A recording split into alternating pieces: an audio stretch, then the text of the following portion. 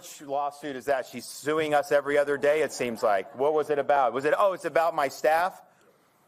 It's totally frivolous. So, we have staff in the executive office of the governor who in their private time have wanted to do things to be able to help our campaign. And so they've called friends, asked for support, donations, all this other stuff. They have every right to do that. They don't use state resources to do it. Of course not.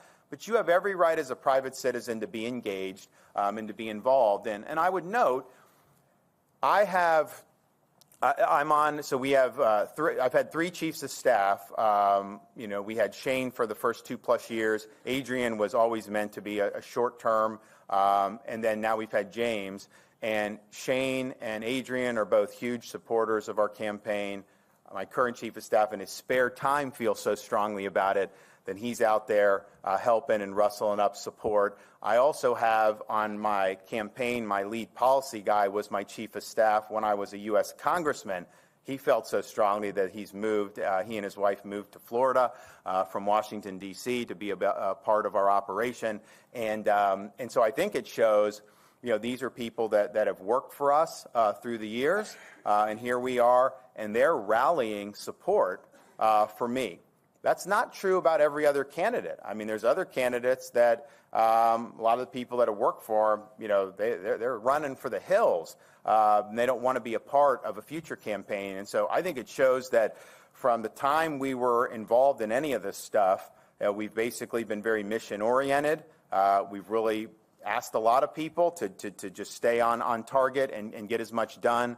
But I think a lot of people feel very, very strongly. So I think it's a very positive thing. I'm confident it was 100% totally compliant with anything. And I think it's just a great testament that people understand we need to change some things in this country.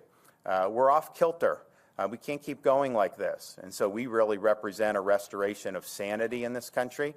We represent a return to normalcy. You can't have communities being overrun by illegal aliens coming in. You can't have them be overrun by drugs and criminals. That's not what community life is supposed to be.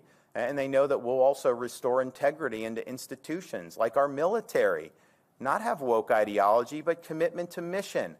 Our constitutional system, there's no 4 branches of government, there's 3. We don't have an administrative state that gets to operate on its own, not by design. It's doing that now. We're going to bring that to heel. We're going to restore proper integrity. So I think people realize that we need a change, and we represent that change. Okay, yes? Governor, can you give more recent examples of what you take issue with the accreditation agencies? So recent examples. So Ashley ticked off a few.